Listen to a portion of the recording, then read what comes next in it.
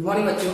तो आज हम लोग क्लास 9 की साइंस पढ़ने वाले हैं। इसके पहले क्लास 9 की साइंस में लेसन 1 का कुछ टॉपिक बताया था हम लोगों ने। मैटर बताया था। मैटर के बाद मैंने उसके टाइप जैसे सॉलिड, लिक्विड, गैस, प्लाज्मा और चौथी स्टेज उसकी बोस-आइंस्टीन कंडेंसर, ये आपको बताया। फिर उसके बाद अपना क्या चला था, लिक्विड, सॉलिड, गैस में उसके डिफरेंस चले थे कि उसमें क्या क्या डिफरेंस होता है, जिससे अपन लोग उसको आइडेंटिफाई करते हैं कि सॉलिड को कैसे आइडेंटिफाई करेंगे, लिक्विड को कैसे आइडेंटिफाई करेंगे और गैस को कैसे करेंगे। तो इसके लिए इन सभी के लिए अपन ने डीपली क्या किया था, उनमें डिफरेंस देखा था, उसकी प्रॉपर्टीज भी देखी। अब कुछ इंपोर्टेंट डेफिनेशन है वो अपन को आज रीड करनी है। जैसे कि पहले इंपोर्टेंट डेफिनेशन है क्या, रिजिडिटी या फिर सॉलिडिटी। रिजिडिटी रिजिड से बना हुआ है, रिजिड मतलब होता है सॉलिड और सॉलिड मींस होता है क्या, कठोर। अपन को पता है सॉलिड कौन सी चीज होती है, ऐसे सब्सटेंस जिनके पार्टिकल बहुत ही पास होते हैं, पास होते हैं, जिसकी वजह से उनका शेप और साइज डेफिनेट हो जाता है, उनका वॉल्यूम डेफिनेट हो जाता है, जिससे वो चीज एक कैसी हो जाती है, रिजिड हो जाती है। कैसी, रिजिड। तो रिजिडिटी की डेफिनेशन देखी जाए तो when any substance particles are very close, जब किसी सब्सटेंस के पार्टिकल कैसे होते हैं, बहुत ही क्लोज हो जाते हैं। कैसे हो जाते हैं, बहुत ही क्लोज हो जाते हैं। Are these substance definite shape and size. अब जब ये इनके पार्टिकल्स कैसे बहुत ही क्लोज हो जाएंगे, क्लोज होने की वजह से उनका शेप और साइज कैसा हो जाएगा, डेफिनेट हो जाएगा, निश्चित हो जाएगा, जिससे उसका साइज और शेप निश्चित होने से वो चीज कैसी हो जाएगी, सॉलिड हो जाएगी। कैसी, सॉलिड। जैसे अपनी टेबल होती है, मेज होती है, आइस क्यूब होता है, ये सभी किसमें आती है, सॉलिड में आती है। कैसे में, सॉलिड में। नेक्स्ट डेफिनेशन है सब्लिमेशन। क्या, सब्लिमेशन। जैसे अपन ने देखा हुआ है, एग्जांपल बता दिया, हम लोग पूजा करते हैं तो पूजा करते टाइम आरती भी करते हैं। आरती करते हैं तो आरती में हम लोग एक छोटा सा सॉलिड टुकड़ा लगाते हैं जिसको क्या बोलते हैं, कपूर। अब अपन ने देखा जैसे कपूर जैसे कैसा होता है, पत्थर जैसा होता है, उसमें आग लगाते हैं, आरती करते हैं, थोड़ी देर बाद वो जो कपूर है गायब हो जाता है। क्या हो जाता है, गायब। तो ये किसका एग्जांपल है, ये सब्लिमेशन का ही एग्जांपल है। किसका, सब्लिमेशन का। इससे अपन को क्या पता चल रहा है, सब्लिमेशन वह प्रोसेस होती है जिसमें कोई भी सॉलिड सब्सटेंस डायरेक्ट किसमें, गैस में कन्वर्ट हो जाता है। किसमें, सॉलिड से गैस में कन्वर्ट हो जाता है, उसे क्या कहते हैं, सब्लिमेशन। किसमें, सब्लिमेशन। तो सब्लिमेशन की डेफिनेशन क्या होगी, it is the transition of a substance. किसका, किसी भी सब्सटेंस का ट्रांजिशन होना, ट्रांसफर होना, चेंज होना directly from the solid to gas, solid से गैस में कन्वर्ट होना क्या कहलाता है, सब्लिमेशन कहलाता है। सबसे एग्जांपल इसका क्या होगा, कपूर, आप लोग जानते हैं। इसके बाद थर्ड होगी क्या आपकी डेफिनेशन, एवेपोरेशन। एवेपोरेशन मतलब होता है वाष्पीकरण। वाष्पीकरण जैसे जो पानी होता है, नदी तालाबों का जो पानी होता है, ये पानी जब गर्मियों की जगह, गर्मियों के समय में पानी भाप बन के उड़ने लगता है धीरे धीरे, इसे ही क्या कहते हैं आप लोग, एवेपोरेशन कहते हैं। क्या कहते हैं, evaporation. It happens when a liquid substance becomes a gas. ध्यान रखना, liquid substance becomes a gas. कोई भी liquid substance क्या कन्वर्ट हो जाता है, गैस में कन्वर्ट हो जाता है। किसमें, गैस में। इसे क्या कहते हैं, एवेपोरेशन। क्या कहते हैं, एवेपोरेशन कहते हैं। अब इसके बाद आती है डेफिनेशन कंडेंसेशन। कंडेंसेशन को बोलते हैं क्या, संघनन।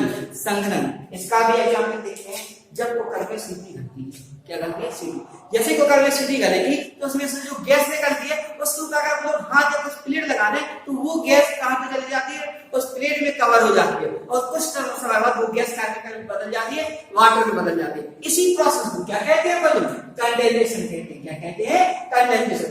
मतलब गैस से लिक्विड में कन्वर्ट होना।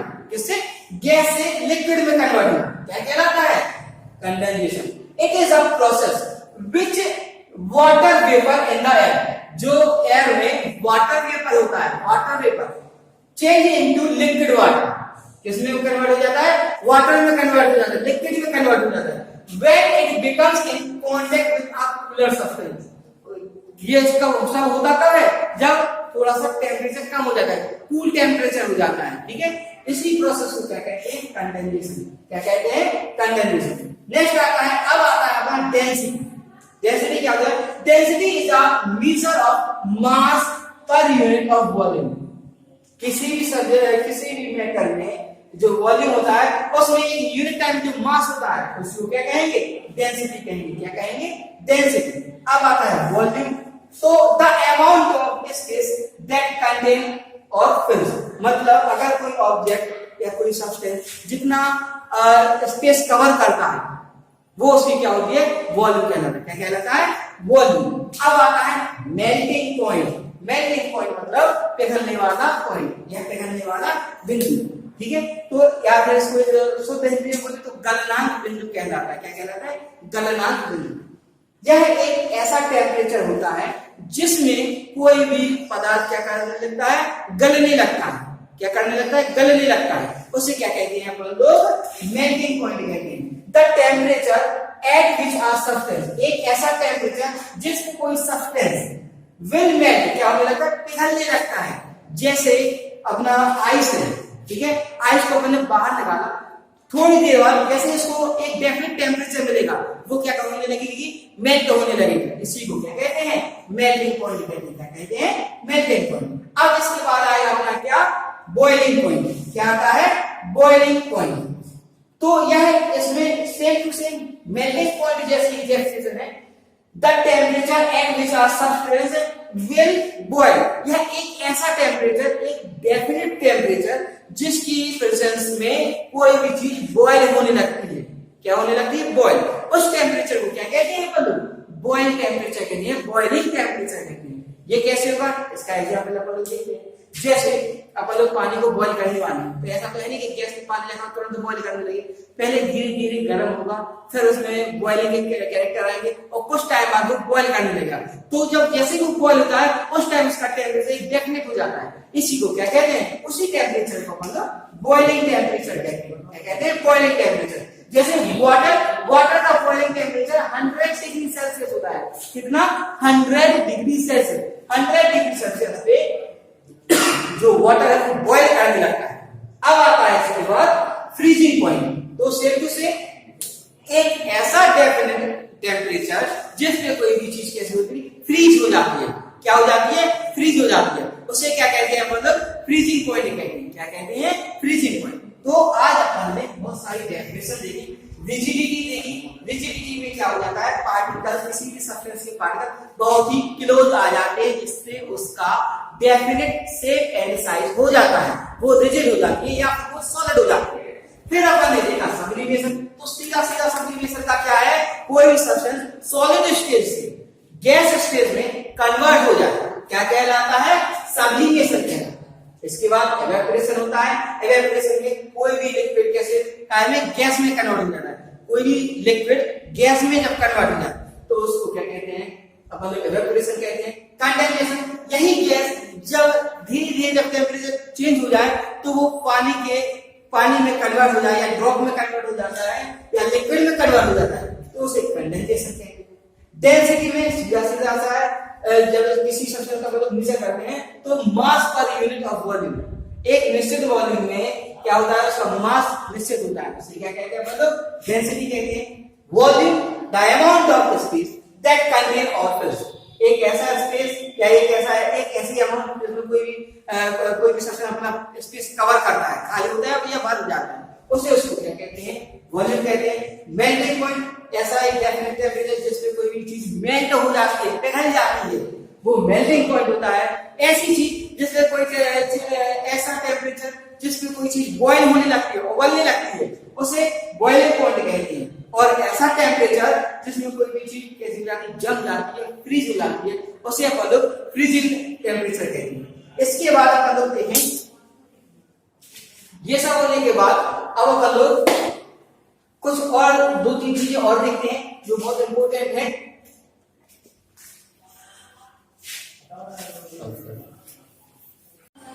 हाँ तो बच्चों, अब अपन लोग इतना सब होने के बाद अब थोड़ा सा देखेंगे क्या चेंज इनटू डिग्री सेल्सियस में क्या करेंगे। अपन को टेम्परेचर चेंज करना है, उसका चेंजिंग करनी है डिग्री सेल्सियस में क्या करेंगे। तो इसके लिए सबसे अच्छा एक फॉर्मूला होता है, degree Celsius equal to K-273, degree Celsius equal to K-273। अब जैसे देखें, कोई एग्जांपल देते हैं जो इसमें केल्विन पर करना है, अपन या डिग्री सेल्सियस में बदलना है पहले। तो डिग्री सेल्सियस की वैल्यू देखें या केल्विन की वैल्यू देखें। मान लो अपन ने की क्या 100 की, तो अब हमको डिग्री सेल्सियस निकालना है। तो इसमें हम लोग क्या करेंगे, मान लेते हैं वैल्यू पुट करेंगे डिग्री सेल्सियस इक्वल टू के की जगह पे क्या लिखेंगे 100 माइनस 273।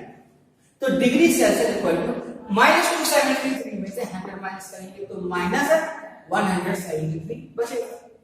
ये क्या हो जाएगा उसका टेम्परेचर। इसके अलावा और देखें, जैसे केल्विन में कोई किसी की वैल्यू -500 है, ठीक है, कितनी है 500। अब इसमें वैल्यू पुट करते हैं अपन लोग।